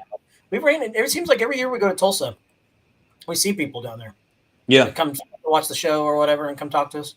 Mm-hmm. Oh boy. Just need to football troll a little bit, Lions fan here. That's fine. There's 17 games in the season. Yeah. The Broncos have 0 future. We should have won. We should have won yesterday. I was very, very, very mad. Actually, I'm still a little mad, to be honest with you. I kicked something and my top of my foot really hurts. There's a big giant lump on the top of my right foot. So, yep. All we had to do was just punch it in to go up by 2 scores. Oh yeah, I mean, well, not to mention make the field goal and not miss the extra point because we lost by 1. But hey, who's counting? Yeah. Chiefs fans will still be watching playoff football. We just signed Chris Jones today, and Kelsey will be back next week. Kadarius Toney will actually eventually catch the football again, I'm pretty sure. But it was cool for Lions fans who haven't won an opening game in years, and then they have the defending Super Bowl champions to start off the year, at home. Yeah. So, Lions fans had to think, it's like, well, crap. It's like, well, another 1-1 start to the year. And I'm telling you, I think the Lions are legit, and I don't think they played their best that night either. I think they definitely left something to be desired out there and still found a way to win. Granted, they got some help. They got some help. Toney dropping balls were painful. They played pretty good against one of the better teams. And granted, the Chiefs had an off day, but at the same time, the Lions forced some of that. And even if we get some of those catches, even if they don't get that pick six or whatever, it still would have been, even if the Chiefs won, it would have been a whole lot closer game than anybody out there expected. So I think that's kudos to the. I got another one here. I'm cleaning them off. Yeah. But yeah, I was very, very angry yesterday. So I haven't told anybody that yet. So now all of YouTube now knows how pissed off I was around 6 o'clock last night, Central Time. So it was a frustrating game. I know you didn't get to watch it, Luke, because it was, I don't know if you were watching football that late in the afternoon anyways, but I had to watch it with the ticket. So yeah. Yeah. No, I don't care what anybody says. Russell looked much better. Much, much better. Oh, I would imagine he would have to be. I think the last year was somewhat of a fluke, and I know he's kind of on the tail. He's on the downside side of the hill as far as his career goes, but I think he's still got plenty left in the tank. And don't you guys isn't your defense fairly solid? They didn't play well yesterday. I mean, we didn't allow 20 points, but we still played well. Or we still let up. It just felt like the Raiders could do whatever they wanted to do. I mean, we did pick off Garoppolo once, but it just literally felt like we couldn't get off the field. Couldn't get off the field on third down to save our life. And that was a big, big, big part of the game. So he did throw a pick six in the end zone, which kept us alive. That's the drive that we should have scored to go up by 2, and we ended up kicking a field goal there, which really killed us. But yeah, we look better. I mean, I think we also going for we did an onside kick to start the game. We did recover it. Oh wow! Did it the 9.5 yards in. It was a little more than that because the ball's got to go 10 yards. Oh no! Which completely flips the game right there. But also at the same time, that as a coach, that tells the players, look, we're here to win this damn game. Yeah, we're gonna do things to win this football game, and it's gonna start right here. So I'm okay with it. I know we're taking a lot of heat, but it's definitely gonna be better than it has been. I can tell you that.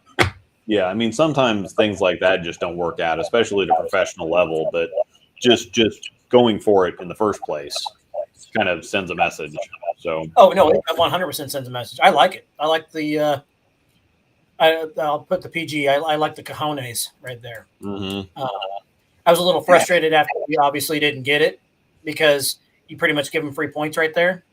Yeah. But at the same time, it's like we're not playing to lose this game. We're playing to win. So, and we lost. So I turned off the Giants game after 2 drives. That's what somebody else said. They've been making fun of Kadarius Toney for not catching anything, but it's like, well, it took the entire Giants wide receiving core 28 minutes to equal Kadarius's receiving total on the day. God, that game was brutal. Jared also said Aaron Rodgers just checked out of the game. Uh-oh. Concussion? What happened? Is it already on? I know it started at 7:15-ish, but they were in a weather delay at one point. I was getting my phone was vibrating, going crazy. But surprised people are still in here talking to us about football, and it's a bowling show, right? Yeah. Who cares about bowling? There's nothing going on with bowling. It shows that we had nothing to talk about. Football. We all just started. I won my first fantasy week already. What? Injury tent, which means he's probably got a concussion. 5-0. I'm in 5 leagues, and I started the season 5-0. Oh, cheers. Hell yeah. Yeah, but no, I didn't want that. I wanted. Well, okay. I started 4-0, and one of them I'll find out tonight how it goes. I think I should win though. Yeah, I kept getting pissed off because the guy that I was playing has Tyreek, but I have Tua. So I kept seeing Tyreek. Tyreek got another touchdown or whatever else. I'm like, damn it. And I'm like, oh, crap. Oh, wait, I got the guy that's throwing to him. So it's okay. A wash. It turns out to be a wash pretty much. Yeah, I got Brandon. I like to pair him up. Oh, Brandon Ayuk had a good day too. Yeah, got him. I think the only thing I was going back and forth between is I've got Mostert, and I thought I should have started him over A.J. Dillon. You should have. I should have. In retrospect, I should have, but I didn't have any other. That was the only real bust. And of course, I've got Darnell Mooney, and he caught a touchdown pass, but that was nothing that you were going to see before the game started. So other than that, I mean, Ayuk and Tua. I lost Dobbins. I saw he went down. Yeah, no, it sucks too because I even named the team after him. Because his name's J.K. Dobbins, so I named the team haha J.K. LOL. And then I've got Justin Tucker and another one. I don't know how I ended up getting him as late as I did because I always take a kicker second to last round or the last round. And second to last round, Justin Tucker was still sitting there, and I'm like, all right, I'll take him. Yeah. Best kicker in football, pretty much. And so I named my team Bad Mother Tucker. Yeah. Yeah, for our Panda Pack League, for the Discord that we're doing, no kickers, no defenses. I like it.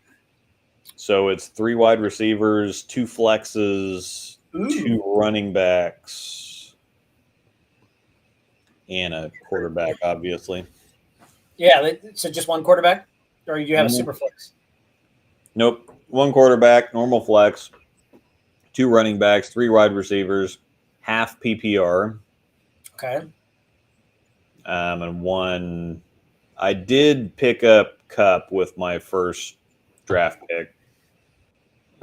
I don't know who I would pick up if I put him on because we have 1 injured, 1 IR slot. You're going to have to. He's out at least 4 weeks. Yeah. But I'm not looking at the rest of the league. I had the second highest score in the league. Say what? Without Cup. Yeah. Without him. So I'm not terribly worried. That's the one thing about fantasy football this year is wide receivers were so deep. They were just so many options at wide receiver in the drafts this year that it almost forced you because once running backs are gone, they're gone. Because you want obviously you want guys that are starting to get touches, but I jumped on them quick, and that's one thing I was looking at is just how deep wide receiver was this year. I mean, not that it's not every year, but this year just seemed different. And I did have Tua in 2 of my leagues, and Tua had one hell of a day. Rodgers headed to the locker room. Okay, somebody's got to tell me, is it concussion? What is it? Yeah. Whoever's got that name, Lil Hawes is the best name ever. I don't know who it is. Probably somebody I know. Somebody just needs to tell me who it is because I love it. Yeah. I do my rapper name. Yep, Lil Hawes. Yeah. It's week to week. Could do horrible. Oh, it's an ankle. Okay. Oh. Interesting. Well, he is old, so. Here comes Zach Wilson. Yeah. Watch, Zach Wilson's going to ball out tonight. Watch. Yeah. Yeah. Dude, have you heard the whole thing last year about his mom's friend and everything? Mm-mm. We can't. It's PG, so we can't get. It's not PG, so we can't talk about that right now.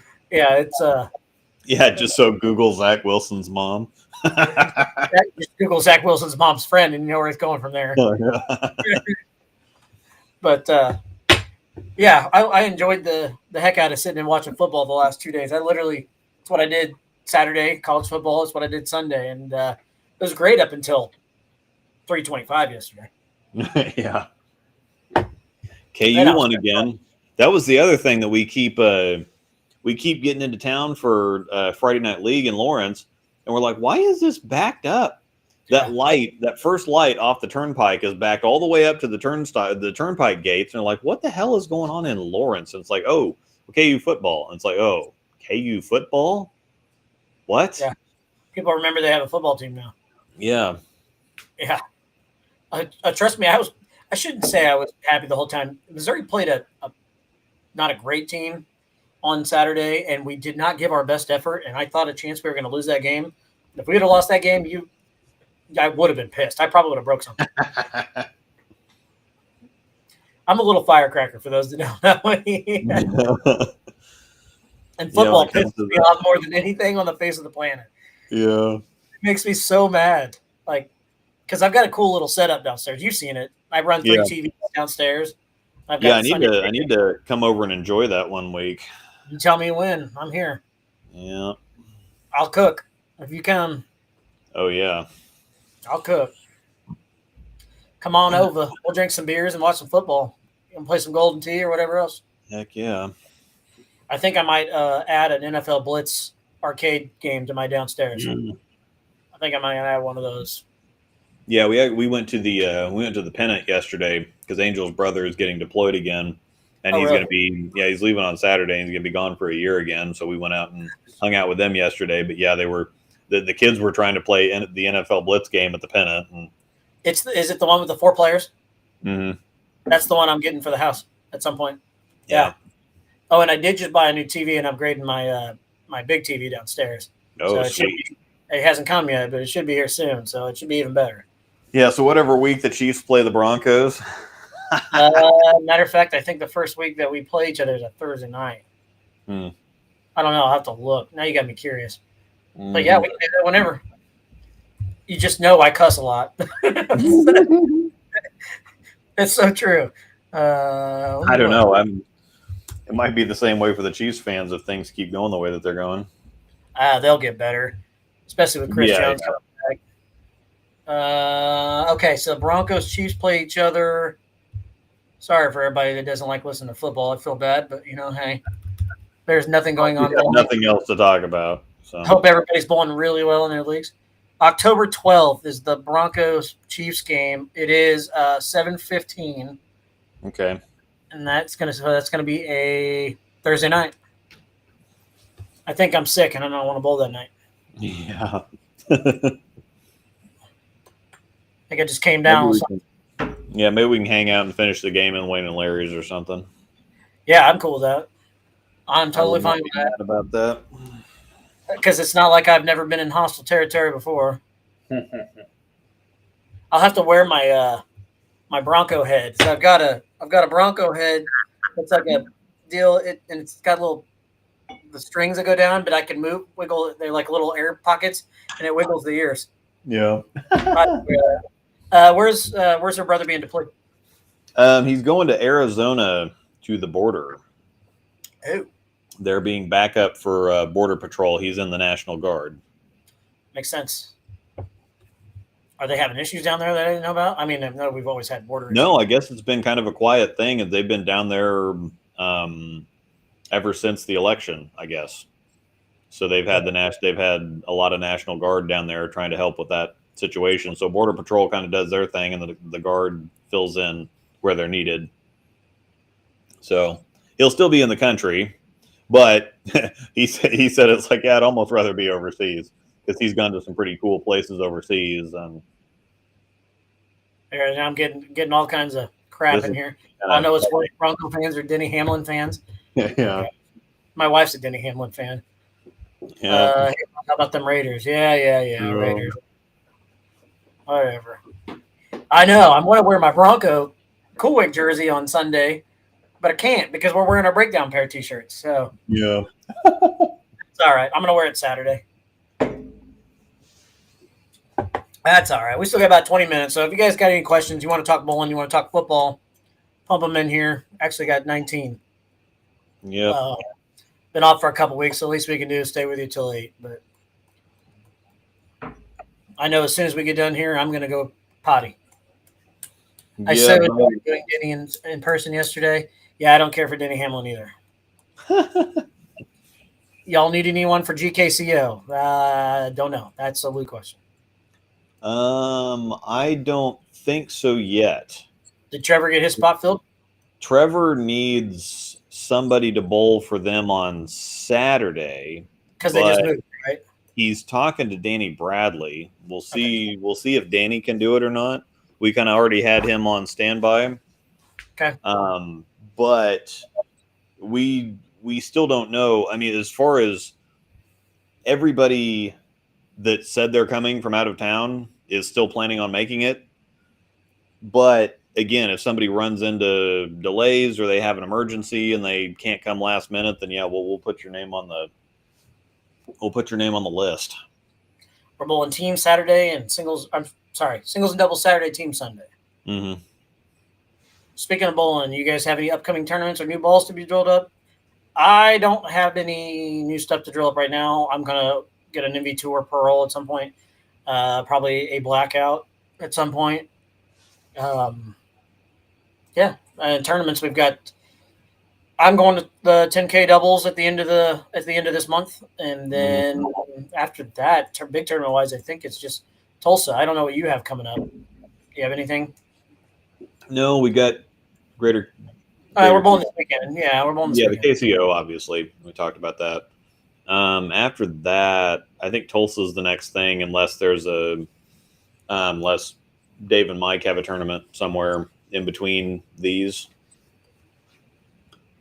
I don't think they do because they just had the Labor Day tournament, and I would imagine that they would have something between Labor Day and Tulsa when we go the 20th of October or whatever. I would imagine they have something, but I don't know what it is, where it's at, what's going on. But I'll have to ask Mike. I can ask Mike this weekend, or I can have Amanda ask him. Because I'm hoping they're in between. Well, and I guess they run the KCO, and so they've got that going last weekend, this weekend, and then the following weekend, and so they might do something early first couple weekends of October. But Trevor's also got beer and chili coming up too. I've got to figure out which weekend he's doing that too, because he said he was going to do it between Springfield doubles, which is the 30th-ish weekend, and then Tulsa, which is the 20th. So it'd have to be the first weekend of October or the second weekend. He asked us the other day if the 28th would work, but I don't know if that's set. I think he was just Johnny couldn't make it, so I don't know if that's when he's going to do it. Okay, October 28th. So it'd be the weekend after Tulsa. Yes, he talked about that weekend, but he never confirmed. That'd work too. Now we're getting pretty close to being cold outside. But we get beer and chili. We can make that work. I wouldn't be mad at that. Yeah, no, me either. I mean, you drink enough beer, you'll be hot. Mm-hmm. I'll if I have to bring out the heater, I'll bust out the heater. I don't care. Yeah. But no, I think that's what he was leaning towards. I know Johnny was there last year, and he wouldn't be able to make it if he did the 28th. So I think he's trying to jungle in there. They got their honeymoon, obviously. Yeah. And then we've got Tulsa, and so we've got all that going. Plus we have, not to mention we have a wedding next week. So wedding time. You guys are coming, right? Yeah. Yep. We'll be there. I got my tux in, and my suit coat fits, my vest fits, my pants fit, my shoes don't fit, and my undershirt don't fit. So I've got to send that back and get that taken care of. But ready to get to it. It's gonna be fun. Yeah, buddy. Rhino's marrying him.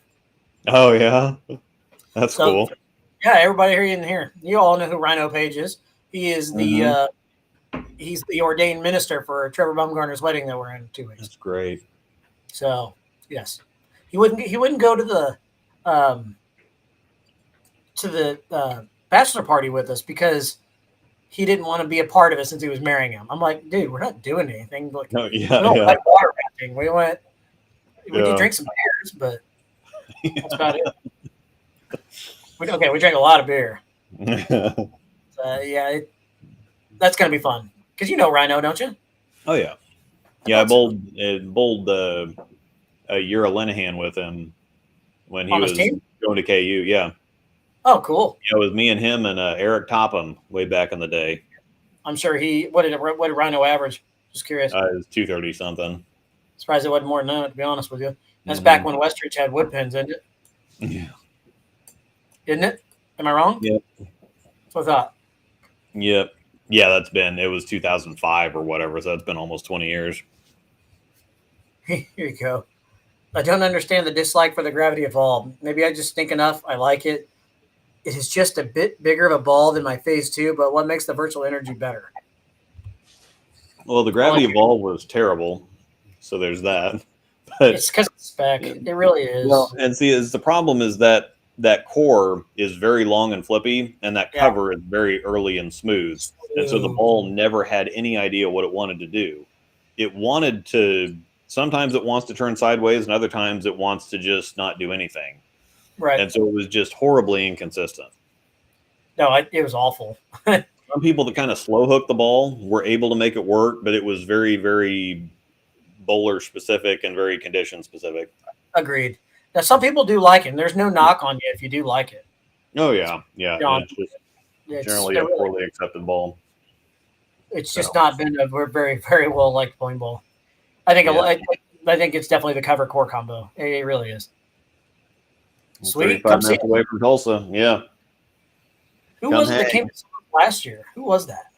Oh, there's a couple people that are there every year, and I have trouble pulling their names off the top of my head, but that's all right. And these lights are hot.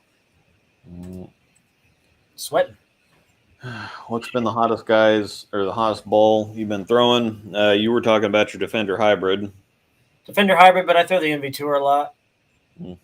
I haven't been throwing it in Lawrence though. My combination so far the last 2 weeks or 3 weeks really have been Black Widow 2.0 and Defender Hybrid, and then the IQ2 Ruby has come out quite a bit. I love.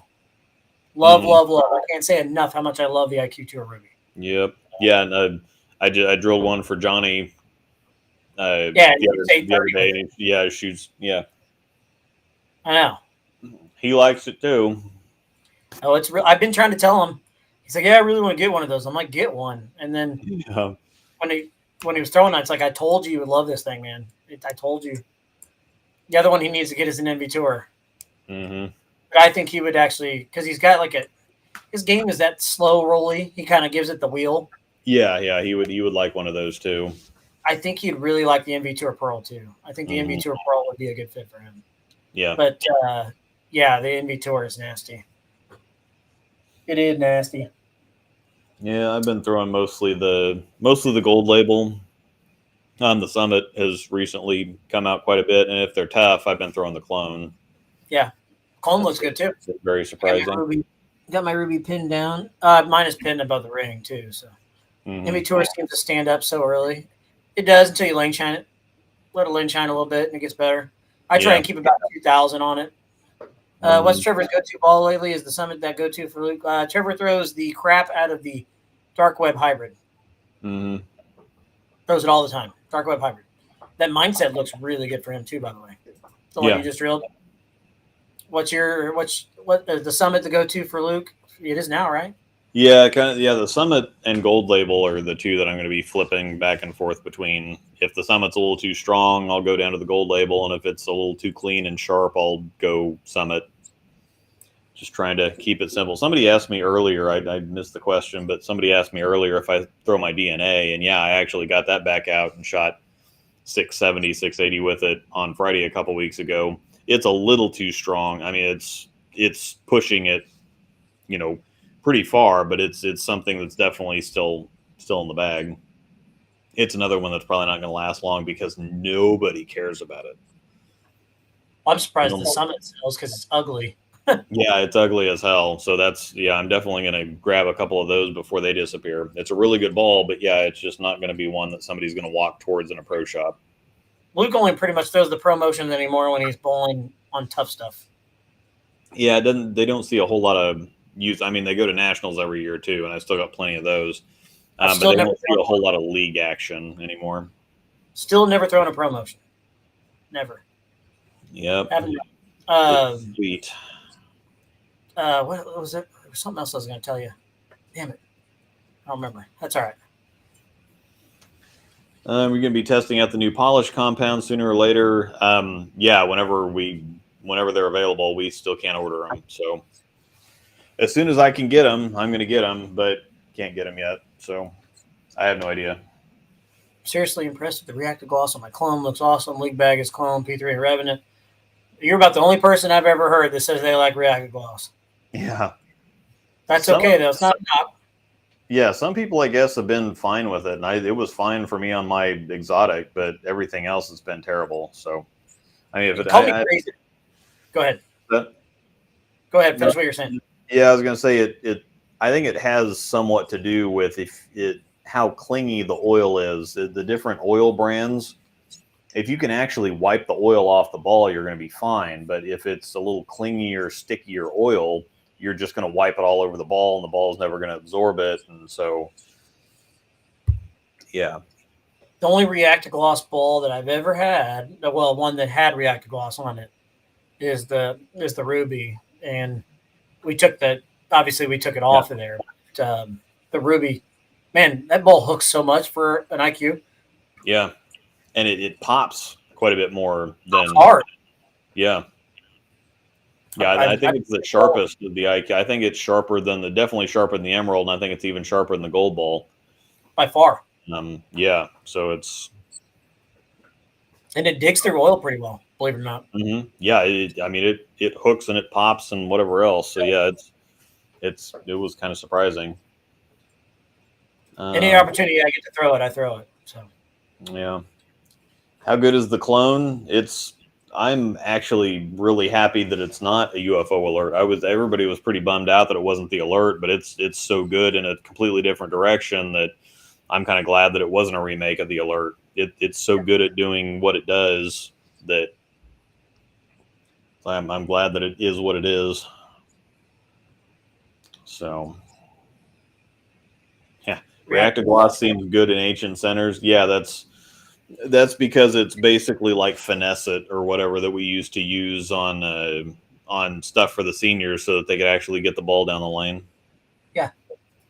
Fade and Haiku Ruby 1-2 punch. Yeah. I saw the alert and Altered Reality are back in stock on Bowler's Mart. Interesting. Ooh, I might have to buy me an Altered. Yeah, they must have snuck them back in there and see if they can get rid of them before anybody complains about it. Now you're gonna make me look. I kind of want an Altered, really. I was wanting one because I just left Motive, and those damn things. That whole thing is right after I left Motive. I was going to drill one, and then they got rid of them. I was so mad. So what ended up with the Zen? Yeah. That makes me mad. Johnny's got 2 of them. It just looks so good. The Eternity, I wouldn't mind to drill an Eternity. I don't know if I need it. You know what I mean? I think it'd be a little too close to your Defender Hybrid, and I'm not sure that's necessarily a great. The Eternity, I'm not necessarily sure is a great shape for you. Then I'll pass on it. Then they do have it on. I think you just need to go for that blackout. Oh, that's what I want. If they do have it on there, son of a gun. Yeah, the alert's still legal. No, they got the Altered Realities on there too. Yeah, so it's still legal. You can't take it to nationals or throw it on the PBA or in like at the U.S. Open or the Masters or whatever, or Junior Gold, whatever. But it just for leagues, yeah, you can. You can throw it on the PBA too. I guess after January 6th. Oh, yeah, that's right. Because they have the 2-year rule or whatever. I forgot about that. That's right. The which probably is really good for ball manufacturers too, because then he's got everybody throwing their new stuff. Mm-hmm. Never thought about that until just now, actually. Yeah. 7:56. We getting close. Yeah, we'll probably go ahead and wind it down here. If you have any other last minute questions, get them in here. Otherwise, we'll sign off. Yep. We'll be back regardless. We'll be back in 2 weeks, which will put us at the 25th. Does that sound right? Yep. The Monday after Trevor's wedding? Yep. So, yes, the 25th, we'll be back. So, yeah, I'll go ahead and put up the email address for the guy that makes this is our bottle opener that he made out of a Spectre. It's kind of hard to see. There we go. See it right there. A little bit of the light, you can see the shimmery. So, yeah, this handle used to be a Spectre. And this is a super heavy duty bottle opener. Plus, the top screws in so that you can hand wash if you need to wash it. You can wash this separately, and you can hand wash the ball part. Again, this is all done by hand. He doesn't have a website. He doesn't want to do like super high volume stuff, and it's not cheap because he actually had to splice a few pieces together for this because the cover stock's not this thick. And unless you're looking for it, you can't tell. So he did a really good job on the craftsmanship of this. And he did the same thing. He had to do the same thing for the bottle topper. And we got a pizza cutter handle. Bowl. Bowl. Yeah. The pizza cutter that you could do some significant damage to somebody with. But if you're interested, if you have an old bowling ball and it's just sitting around and you thought, well, this would be really good to make into a couple pins, or again, a bottle opener, wine stopper, pizza cutter, whatever else, just shoot an email and talk to him and see what you can work out. So, yeah, and Hunter, that you see your comment on there, it also still smells like the bowling ball too. Yes. That's the other cool thing is that still smells like a Spectre. And we sent him a bunch of stuff here the other day. So we got our doggo fundraiser coming up here the second weekend. I think it's December 9th. And that's several of these pieces are going to be included on the prize packages for that. And so that's definitely going to be we both will be there in person. Yeah. Yep. Heck yeah. I always go do the doggo fundraiser. It's usually Luke, myself, James, and sometimes we have some extra people. Just one year for the doggo fundraiser, we did the round table discussion. That was pretty damn cool. Yeah, and we will be pairing that with talking about all the releases of the year and our picks for top 10, top 5, whatever else. So we're going to use it as kind of a year recap at the same time we're doing the fundraisers. So. Yep. I got links in the description for our merchandise. This is one of our hoodies.